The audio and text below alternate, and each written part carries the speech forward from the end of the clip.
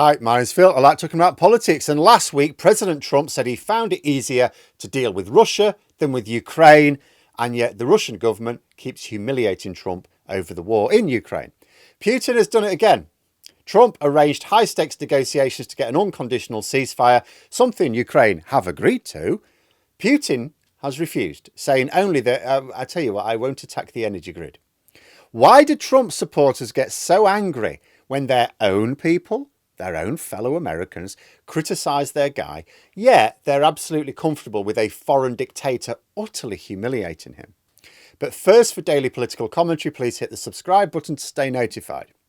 So yeah, Putin continues to humiliate Trump, and Trump continues to fanboy over his dominatrix. A few weeks ago, Trump sat beside Macron in the White House in front of the assembled press and declared that Russia would be absolutely fine, would agree with European peacekeepers in Ukraine. In fact, he claimed he'd already spoken to the Russian government and they had said, yes, we're fine with that. Hours later, the Russian government was saying that not only had they not given that indication, they would flatly refuse to allow European peacekeepers in Ukraine. This was the first time they completely humiliated Trump on the world stage. They'd basically called Trump out as a liar and at the same time showed how weak a negotiating hand Trump had over them. Because the bare minimum requirement of any genuine peace is international peacekeepers will be involved. Except Trump's negotiating hand over Russia is, if he's willing to use it, extremely strong. He could carry on arming Ukraine. He could give them full permission to use the weapons in any way Kyiv chooses within international laws. He could further squeeze the Russian economy with crushing sanctions, both primary and secondary. Trump had Putin over a barrel, but couldn't seem to break his KGB programming and take advantage.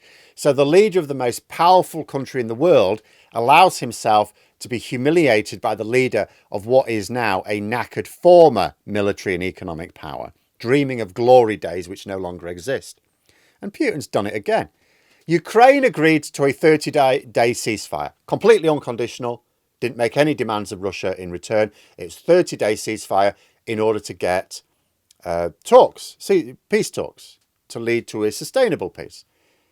Putin's refused. Tell you what he said. He said, I'll tell you what, no, I'm not agreeing to a ceasefire. I'll tell you what, we won't attack the energy grid anymore, which he probably will anyway, with missiles with the words "Upsi" painted on them. Oh, sorry, it was a mistake. We didn't mean that. And Trump later described the call as very good and productive.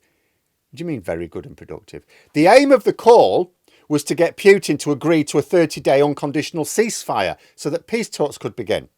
Putin has said he's not going to do that. Therefore, he's not interested in peace talks right now. That's a pretty binary objective. Get Putin to agree to the necessary conditions for peace talks to get started ASAP. Putin has refused. There's nothing good or productive about that.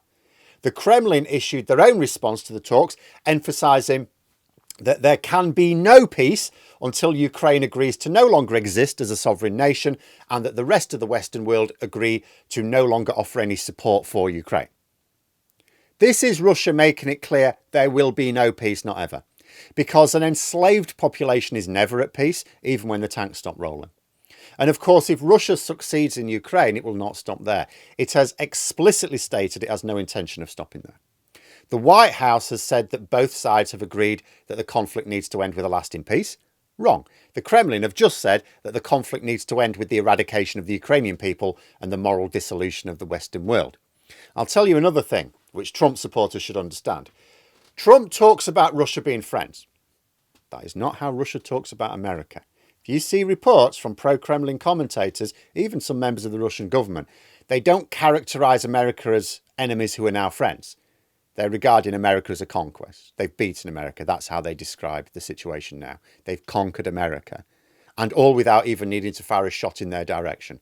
And if Trump attends the Victory Day parade in Russia in May, Trump will think he's there as guest of honour. That's not how his attendance will be seen. It will be seen in Russia as the American president being paraded around like the spoils of war, a trophy. Here's the guy I've just conquered.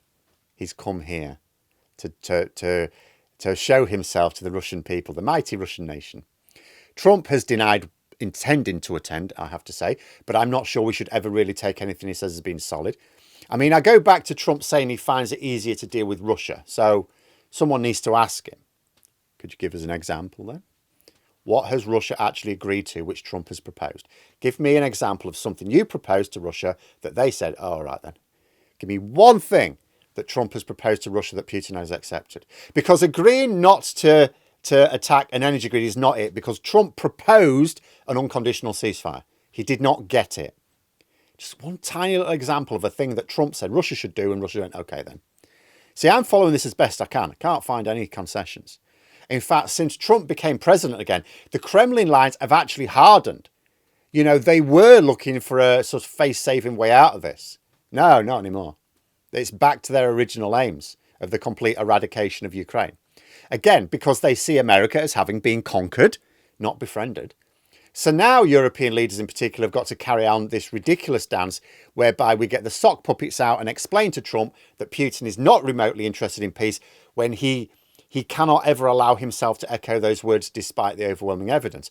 And Trump's supporters, who reckon their man is the one to stand up to, you know, the domestic powers which have been, you know, ranged against them for decades, they're watching him being humiliated by a weak world leader and somehow don't see a problem with this. I do hope Europe has been working on a robust plan for this. I get we'd never realistically get to hear of it because it has to take full account of the fact Trump may genuinely have been brainwashed by the KGB, which you can't really say in public. But Putin is not ever going to agree to a genuine peace, only complete domination. Europe needs to be able to demonstrate to him that even with America on his side, or at least stepping aside, Russia is too weak to meet those aims while Europe stands against them. Because as people who know Putin keep saying, they're saying over and over again, the only language Putin recognises is the language of strength as he sees it, right? We need a plan which meets that aim pretty quickly because we do not know how long we can go before Trump no longer feels the need to pretend to be on the side of peace himself. After all, look what he's doing in the Middle East. He's given the green light for Netanyahu to openly break his own ceasefire agreement and launch an operation which it's identical to that of Putin's. It has the same military and political objectives. We know that Trump is comfortable supporting imperialism if he thinks it's politically acceptable for his own support back home. As soon as he thinks he can justify pulling all support for Ukraine permanently, I believe he will. And Europe needs to realise that trying to get Trump to support Ukraine can only be playing for time to build up our own strength. It's a means to an end. It cannot be the end itself because it's not a realistic end. But there we are. Those are my thoughts. Let me know yours in the comments below. If you've enjoyed the video, please click the like button and subscribe for further content. If you'd like to support the channel further, you click the join button for memberships. Thanks for watching, and until next time, I'll see you later.